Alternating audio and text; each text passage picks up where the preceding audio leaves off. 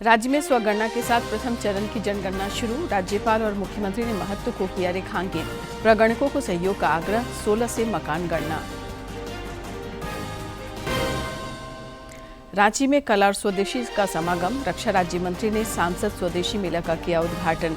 शाम में सांसद सांस्कृतिक महोत्सव का होगा आगाज।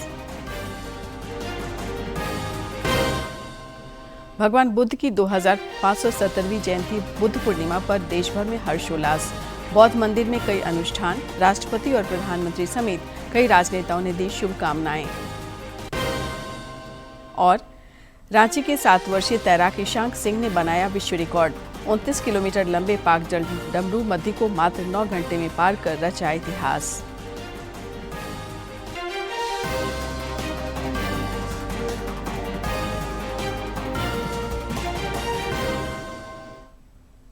नमस्कार, खबरें झारखंड में आपका स्वागत है। मैं हूं शीला और अब समाचार विस्तार से।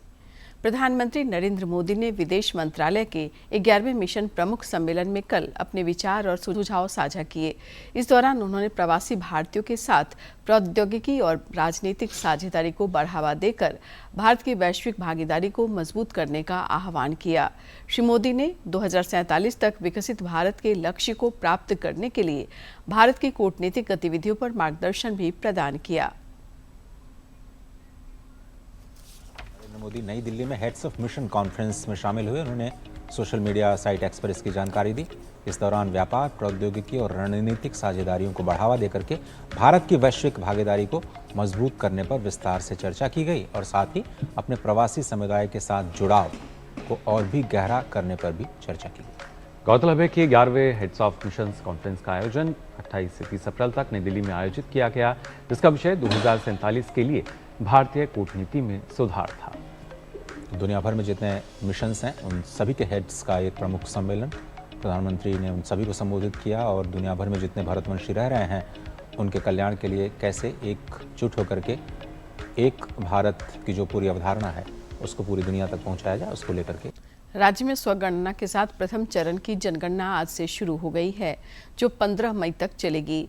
इस बार डिजिटल माध्यम से जनगणना कराई जा रही है। 16 मई से मकान सूचीकरण और आवासों की गणना होगी।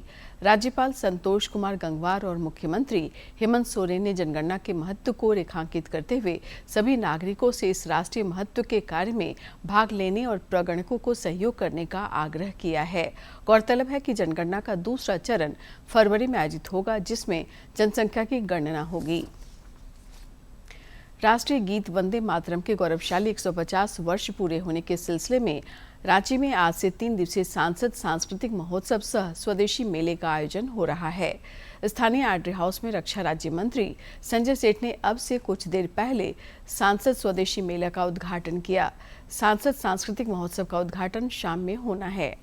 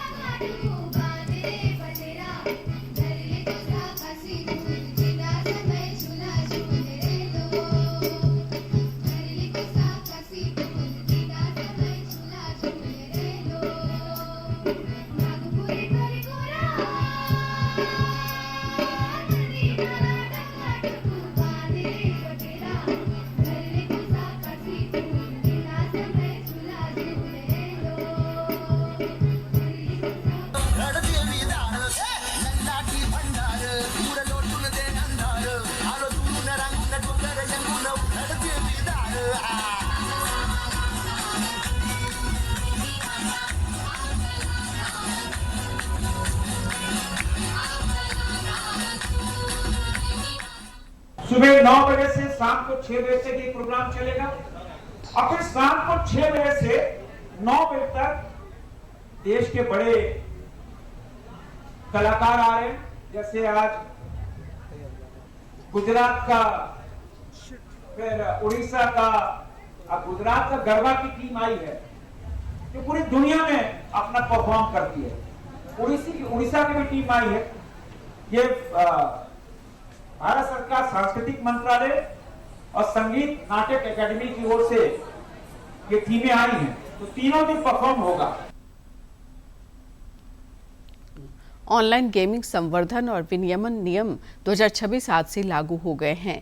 ये देश में तेजी से बढ़ते ऑनलाइन गेमिंग क्षेत्र को विनियमित करने की दिशा में एक महत्वपूर्ण कदम है। गेमिंग प्रोत्साहन और विनियमन नियम 2026 लागू हो गया है। ये नियम देश में अवैध सट्टेबाजी और मनी गेम्स पर लगाम लगाने के साथ साथ ई स्पोर्ट्स के लिए एक सुरक्षित माहौल तैयार करेगा। नए नियमों के तहत सरकार ने स्पष्ट कर दिया है कि किसी भी प्रकार का ऑनलाइन मनी गेम जिसमें दाव लगाना या मौद्रिक लाभ की अपेक्षा शामिल हो पूरी तरह प्रतिबंधित होगा।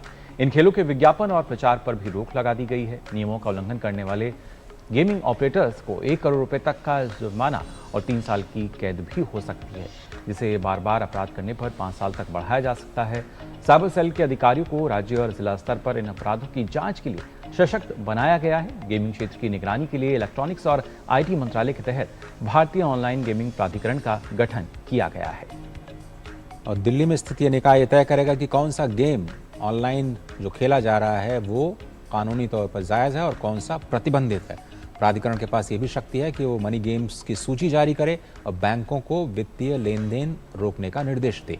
अब सभी गेमिंग प्लेटफॉर्म्स के लिए आयु का सत्यापन, माता पिता का नियंत्रण और गेमिंग के समय की सीमा तय करना भी अनिवार्य होगा। अगर कोई भी उपयोगकर्ता गेमिंग कंपनी के समाधान से संतुष्ट नहीं है तो वह 30 दिनों के भीतर इस प्राधिकरण में अपील कर सकता है।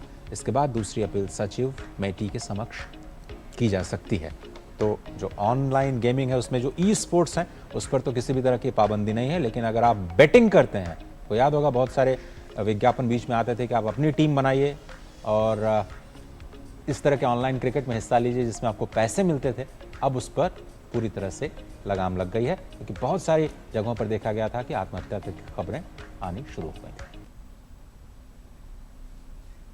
ग्रामीण विकास मंत्री दीपिका पांडे सिंह की उपस्थिति में रांची के प्रोजेक्ट भवन में कल IIM कोलकाता द्वारा महिला उद्यमियों पर एक महत्वपूर्ण प्रेजेंटेशन दिया गया। GSLPS के 7वें MOU के तहत अगले 3 वर्षों में राज्य के 24 जिलों के 264 प्रखंडों में लगभग 50,000 महिलाओं को उद्यमिता, बाजार विस्तार और आय वृद्धि के लिए प्रशिक्षण दिया जाएगा। इस दौरान ग्रामीण विकास मंत्री ने महिलाओं के आर्थिक सशक्तिकरण पर बल दिया। कृषि मंत्री शिल्पी नेहा तिर्की कृषि प्रक्षेत्र के विकास को लेकर सतत प्रयत्नशील हैं। उन्होंने कल रांची में अधिकारियों संग बैठक कर मौसम पूर्वानुमानों और राज्य में संभावित कम वर्षा की स्थिति को लेकर संभावित संकट को अवसर में बदलने पर मंथन किया। कृषि मंत्री ने अधिकारियों को 12 मई तक खरीफ कार्यशाला में जिला स्तरीय आकस्मिक योजना की ब्लूप्रिंट प्रस्तुत करने का निर्देश दिया। उन्होंने कहा कि किसानों के हितों की रक्षा सर्वोच्च प्राथमिकता होनी चाहिए। बैठक में यह निर्णय लिया गया कि किसानों को समय पर जानकारी, तकनीकी मार्गदर्शन, अनुदान और आवश्यक सहायता उपलब्ध कराने के लिए आकस्मिक निधि की व्यवस्था की जाए। विधानसभा अध्यक्ष रविन्द्रनाथ महतो जामताड़ा अंतर्गत नाला प्रखंड मुख्यालय में आदिवासी संस्कृति एवं कला केंद्रों, घुमकुड़िया भवनों में पारंपरिक वाद्य यंत्रों का वितरण समारोह में शामिल हुए। इस दौरान उन्होंने कहा कि राज्य की जनजातीय संस्कृति हमारी सभ्यता की अनमोल धरोहर है। इसमें प्रकृति के साथ सामंजस्य, लोक आस्था और जीवन मूल्यों की गहरी परंपराएं समाहित हैं। राज्य सरकार का प्रयास है कि ये जीवंत परंपरा अपनी प्रामाणिकता के साथ आने वाली पीढ़ियों तक प्रवाहित होती रहे। आज विकास इस दौर पे कहीं न कहीं ऐसा एक स्थिति उत्पन्न हो रहा है जब हम अपना संस्कार और संस्कृति को भूलते जाते। मेरा कहने का मतलब यह है कि हम अपना भाषा के गाना नहीं जानते हैं। हमारे भाषाओं के साथ जो उपयुक्त होने वाले जो वाद्य यंत्र हैं उनको हैंडलिंग करके नहीं जानते हैं। लेकिन आप देखिएगा फिर दूसरे भाषाओं का जो गाना है उसको हमको गुनगुनाते हुए हम थकते नहीं हैं। और इस धूमकुड़िया भवन में, उस धूमकुड़िया भवन में इसके संस्कृति के बारे में भी चर्चा होगा, संस्कार के बारे में भी चर्चा होगा। झामुमो ने संगठन को मजबूत बनाने की दिशा में बड़ा कदम उठाते हुए पूर्वी सिंहभूम और गुमला जिले में जिला समितियों का गठन किया है। पार्टी महासचिव विनोद कुमार पांडे की ओर से जारी आदेश में दोनों जिलों के लिए पदाधिकारियों की सूची घोषित की गई है। साथ ही नवगठित समितियों को संगठन विस्तार को लेकर जरूरी निर्देश भी दिए गए हैं। जमशेदपुर में विक्टर सोरेन को, जबकि गुमला में भूषण तिर्की को अध्यक्ष बनाया गया है। झारखंड उच्च न्यायालय ने राज्य के हजारों पुलिसकर्मियों के हक में एक महत्वपूर्ण निर्णय सुनाया है। अदालत ने राज्य सरकार को स्पष्ट निर्देश दिया है कि 8 सप्ताह के भीतर उन सभी पुलिसकर्मियों को एसीपी और एमएसीपी का लाभ सुनिश्चित किया जाए जो लंबे समय से इससे वंचित हैं। साथ ही पूर्व की बकाया राशि का भुगतान भी इसी समय सीमा के अंदर करने का आदेश दिया गया है।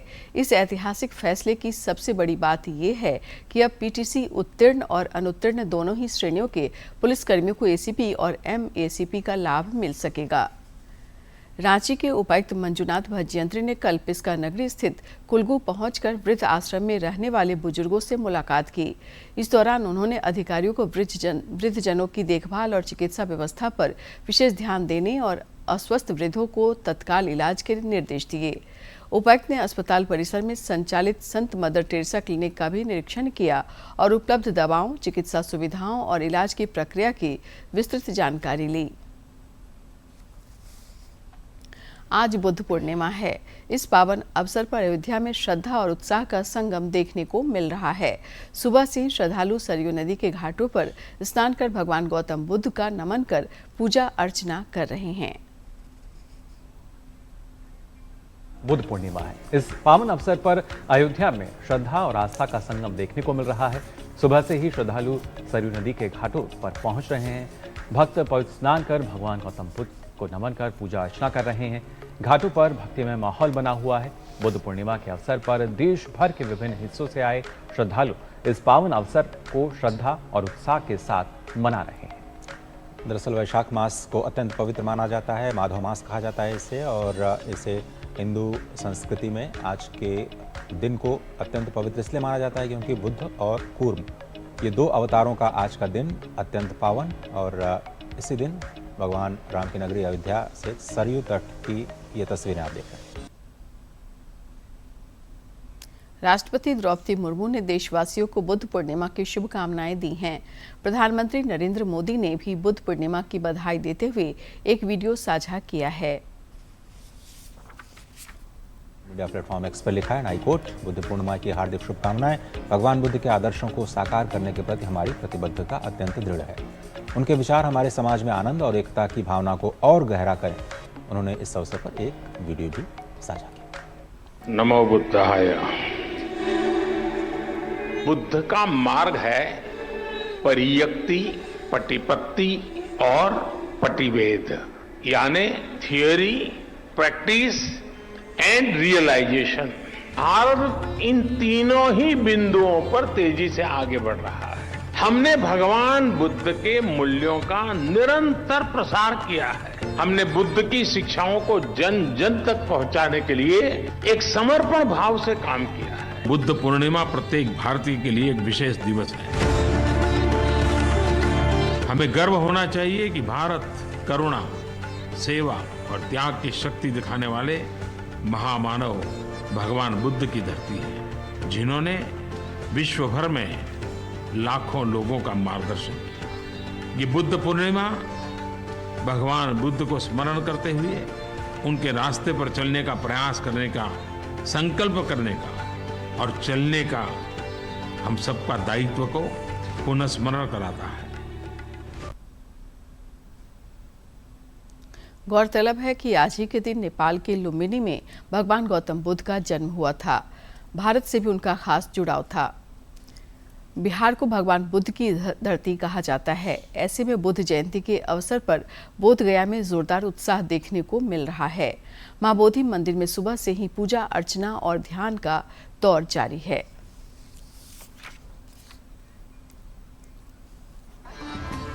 वैशाख पूर्णिमा के अवसर पर भगवान बुद्ध की 2570वीं जयंती पूरे बिहार में श्रद्धा के साथ मनाई जा रही है। बोध गया में खासा उत्साह देखने को मिल रहा है, जहां महाबोधि मंदिर में भगवान बुद्ध को पीपल के वृक्ष के नीचे ज्ञान की प्राप्ति हुई थी। बुद्ध पूर्णिमा को त्रिविध पवित्र दिवस माना जाता है, क्योंकि इसी दिन भगवान बुद्ध का जन्म, ज्ञानोदय और महापरिनिर्वाण हुआ था। इस अवसर पर भगवान बुद्ध को खीर का प्रसाद अर्पित किया जाता है। बोध गया में इस अवसर पर देश विदेश से हजारों श्रद्धालु पहुंचते हैं। श्रद्धालु मंदिर परिसर में ध्यान, पूजा अर्चना और मंत्रोच्चार में भाग ले रहे हैं। पूरे वातावरण में शांति, अनुशासन और भक्ति का अद्भुत संगम देखने को मिल रहा है, जो इस पावन दिन की विशेषता को दर्शाता है। बुद्ध पूर्णिमा के अवसर पर श्रद्धालु महाबोधि मंदिर परिसर में आस्था की डुबकी लगाते हुए भगवान बुद्ध के उपदेशों को आत्मसात कर रहे हैं। भजन, ध्यान और आध्यात्मिक गतिविधियों के बीच यह पर्व लोगों को आंतरिक शांति और आत्मचिंतन की ओर प्रेरित करता है। बुद्ध पूर्णिमा केवल एक धार्मिक उत्सव नहीं, बल्कि मानवता के लिए शांति, करुणा और सत्य का संदेश देने वाला पर्व है। बोध गया में यह आयोजन आज वैश्विक स्तर पर एक ऐसे उत्सव के रूप में स्थापित हो चुका है जो लोगों को एकता और सद्भाव की राह दिखाता है। Bureau report, DD news. Ranchi स्थित जवाहर विद्या मंदिर श्यामली के कक्षा 3 के छात्र ईशांक सिंह ने अंतर्राष्ट्रीय स्तर पर ऐतिहासिक उपलब्धि हासिल करते हुए विश्व रिकॉर्ड स्थापित किया है। मात्र 7 वर्ष की आयु में ईशांक ने कल श्रीलंका के तलाई मन्नार से भारत के धनुषकोडी तक लगभग 30 किलोमीटर लंबे पाक जलडमरू मध्य को तैरकर सफलतापूर्वक पार किया। यह अद्वितीय उपलब्धि उन्होंने लगातार 9 घंटे 50 मिनट में पूर्ण की। इस असाधारण उपलब्धि के लिए उन्हें विश्व रिकॉर्ड का प्रमाण पत्र प्रदान किया गया है, जिससे वे वैश्विक स्तर पर इस उपलब्धि को हासिल करने वाले सबसे कम आयु के तैराक बन गए हैं। ईशांक को बधाई देने वालों का तांता लगा हुआ है। रक्षा राज्य मंत्री संजय सेठ ने भी एक वीडियो साझा कर उनकी प्रशंसा की है।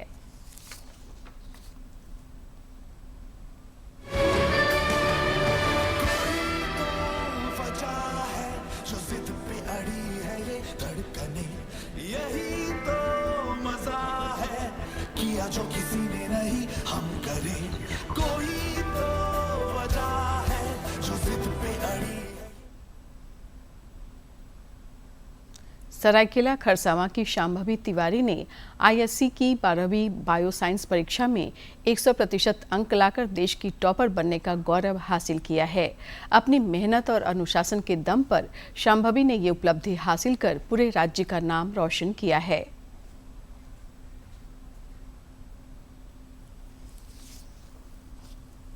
कहते हैं कि किसी चीज को इतनी शिद्दत से चाहो कि पूरी कायनात उसे तुमसे मिलाने में लग जाए। जमशेदपुर के सेक्रेड हार्ट कॉन्वेंट स्कूल की छात्रा शांभवी के साथ कुछ ऐसा ही हुआ। शांभवी ने 400 में 400 अंक हासिल कर अपनी प्रतिभा का लोहा मनवाया है। सोशल मीडिया से दूर रहकर उन्होंने पूरी तरह पढ़ाई पर ध्यान केंद्रित किया, जिसके बाद जो परिणाम आया उसने सबको हैरान कर दिया और बेटी ने पूरे देश में प्रथम स्थान हासिल किया। मैं सेक्रेड हार्ट कॉन्वेंट स्कूल से 12th तक की पढ़ाई की है मैंने, LKG से लेकर 12th तक। और आज ही हमारा रिजल्ट डिक्लेयर हुआ है आईएससी क्लास 12 का, जिसमें मैंने अपने 4 सब्जेक्ट्स में और इंग्लिश में 100% स्कोर किया। शांभवी की सफलता से परिवार और इलाके में खुशी का माहौल है। आदित्यपुर की रहने वाली शांभवी ने अपनी उपलब्धि का श्रेय माता पिता और शिक्षकों को दिया। उनका मानना है कि नियमित मेहनत और अनुशासन से ही सफलता मिलती है। Very studious and very disciplined, honest and very respectful, obedient. बस सोशल मीडिया पे भी कभी नहीं रही। जैसे अभी उसे कभी फ़ोन इस्तेमाल करना है तो दादी का इस्तेमाल करती है फ़ोन, या मम्मी का या पापा का अपने, ऐसा ही है। नीट का एग्जामिनेशन दे रही, तो डॉक्टर अभी फ़िलहाल तो MBBS में तो एडमिशन उसका लेना पहला पड़ाव है। उसके बाद आगे क्या करेगी वो तो धीरे धीरे पता चलेगा। शांभवी का सपना डॉक्टर बनकर समाज की सेवा करना है। उनकी सफलता युवाओं के लिए प्रेरणा है। सरायकेला खरसावां से लेकर पूरे देश में उनकी उपलब्धि की चर्चा हो रही है। सरायकेला खरसावां से अनूप मिश्रा की रिपोर्ट। राजधानी रांची समेत राज्य के कई हिस्सों में मौसम का मिजाज इन दिनों बदला हुआ है। दोपहर बाद और देर रात बारिश हो रही है, जिससे चढ़ते पारे पर काफी हद तक लगाम लगा है। सभी जिलों में अधिकतम और न्यूनतम तापमान सामान्य से नीचे चल रहा है। पिछले 24 घंटों के दौरान बोकारो में अधिकतम तापमान 36.1 डिग्री सेल्सियस रिकॉर्ड किया गया। वहीं लातेहार में न्यूनतम तापमान 17.2 डिग्री सेल्सियस दर्ज हुआ। इस अवधि में रांची, पूर्वी और पश्चिमी सिंहभूम, सरायकेला, हजारीबाग, पलामू, देवघर और लातेहार में बारिश हुई। देश में खेती अब डिजिटल दौर में पहुंच गई है। किसानों को योजनाओं का लाभ सीधे उनके खातों तक पहुंचाने के लिए सरकार किसान आईडी पर ध्यान दे रही है। इस रिपोर्ट में आइए जानते हैं क्या है किसान आईडी। खेती भारत की अर्थव्यवस्था की रीढ़ है, लेकिन बदलते दौर में खेती भी अब डिजिटल हो रही है। इसी दिशा में सरकार ने किसान आईडी की शुरुआत की है ताकि हर किसान की एक यूनिक डिजिटल पहचान बन सके।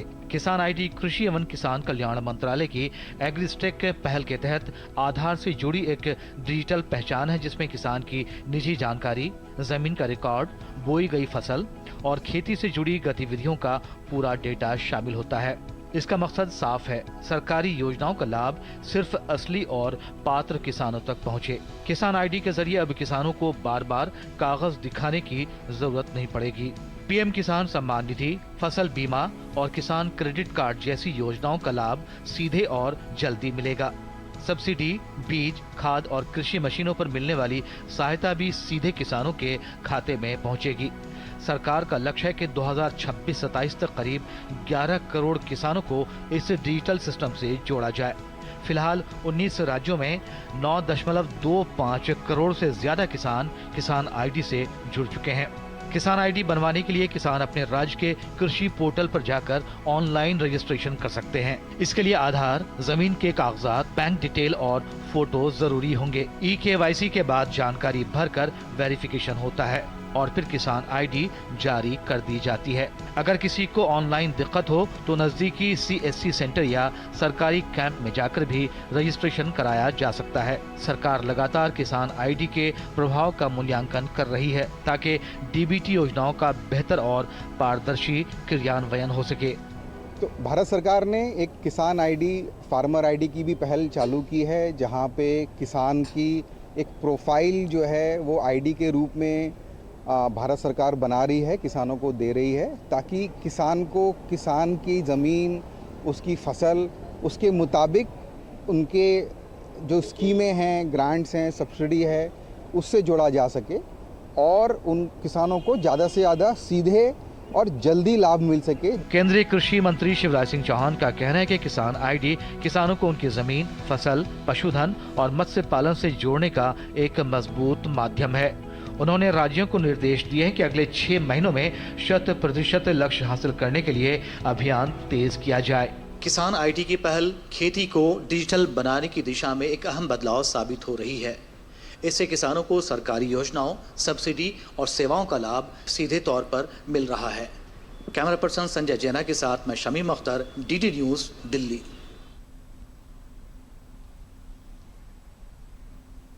दुनिया में भारतीय रुपये की ताकत बढ़ रही है। केंद्र सरकार और RBI की पहल पर अब कई देश भारत के साथ रुपये में ही लेन देन कर रहे हैं।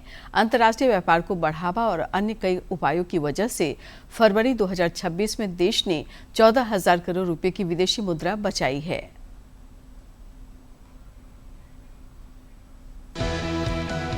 डॉलर के दबदबे के बीच भारत ने एक बड़ा आर्थिक दांव खेला है और अब उसके नतीजे दिखने भी लगे हैं। फरवरी 2026 में भारत ने करीब 14,000 करोड़ रुपए की विदेशी मुद्रा बचाई है, सिर्फ इसलिए क्योंकि भुगतान डॉलर में नहीं बल्कि अपने ही रुपए में किया गया। सोचिए, जब दुनिया का ज्यादातर व्यापार डॉलर में होता है तब भारत का रुपए में व्यापार करना कितना बड़ा बदलाव है। सरकार और भारतीय रिजर्व बैंक की पहल के बाद अब कई देश भारत के साथ रुपए में ही लेन देन कर रहे हैं। नतीजा, विदेशी मुद्रा भंडार पर कम दबाव, रुपए को मजबूती और भारत की अर्थव्यवस्था को नया आत्मविश्वास। फरवरी महीने में भारत ने करीब 14,754 करोड़ रुपए के आयात का भुगतान सीधे रुपए में किया। ये आंकड़ा जनवरी 2026 के लगभग 11,000 करोड़ रुपए के मुकाबले काफी अधिक है। इसका मतलब है कि सिर्फ एक महीने में ही रुपए में व्यापार में तेज वृद्धि देखने को मिली है। वित्त वर्ष 2025-26 में भारत ने लगभग 1.39 लाख करोड़ रुपए का आयात रुपए में किया। ये पिछले साल के मुकाबले करीब 45% की वृद्धि को दर्शाता है। इससे साफ है कि रुपए में व्यापार की नीति धीरे धीरे मजबूत होती जा रही है। ये व्यवस्था 2022 में भारतीय रिजर्व बैंक द्वारा शुरू की गई व्यवस्था में विदेशी बैंकों को भारत में स्पेशल रुपी वोस्ट्रो अकाउंट खोलने की अनुमति दी गई।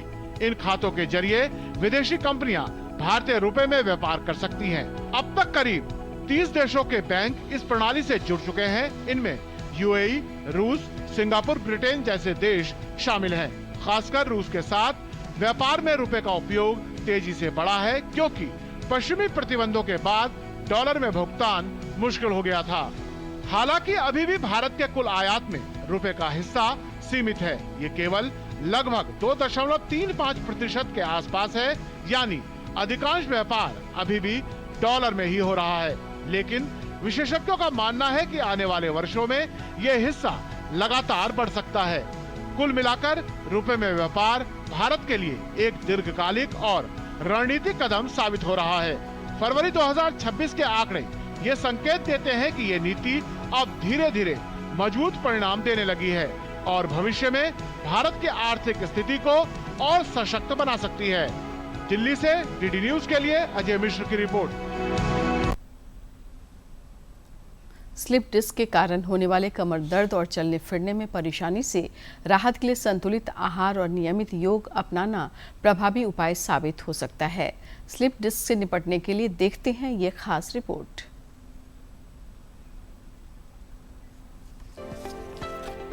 स्लिप डिस्क की समस्या कई लोगों को परेशान करती है और अचानक व गंभीर पीठ दर्द का कारण बनती है।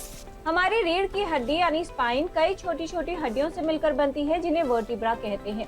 इन हड्डियों के बीच में नरम कुशन जैसी डिस्क होती है जो झटकों को सहन करती है और हमें झुकने, घूमने और चलने में सहायता करती है। जब इनमें से कोई डिस्क अपनी जगह से खिसक जाती है या बाहर की ओर उभरने लगे तो उसे स्लिप डिस्क कहा जाता है।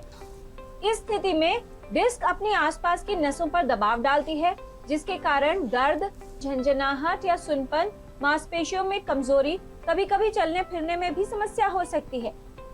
कुछ सरल प्राकृतिक उपाय स्लिप डिस्क की समस्या से राहत और बचाव में उपयोगी हैं।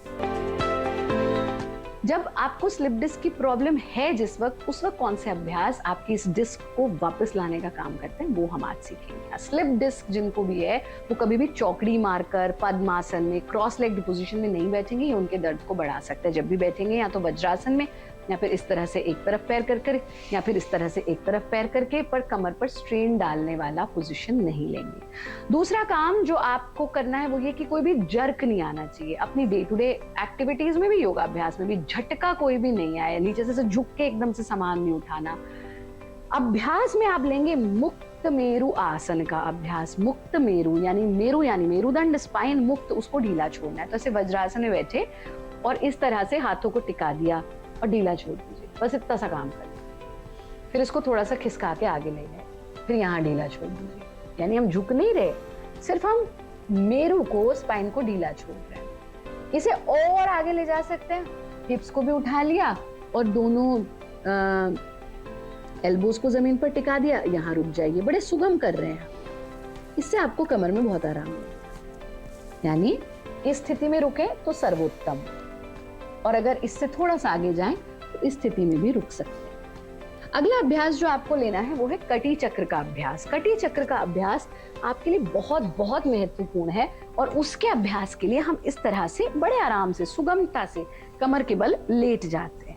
जब आप कमर के अंत में मुख्य समाचार एक बार फिर।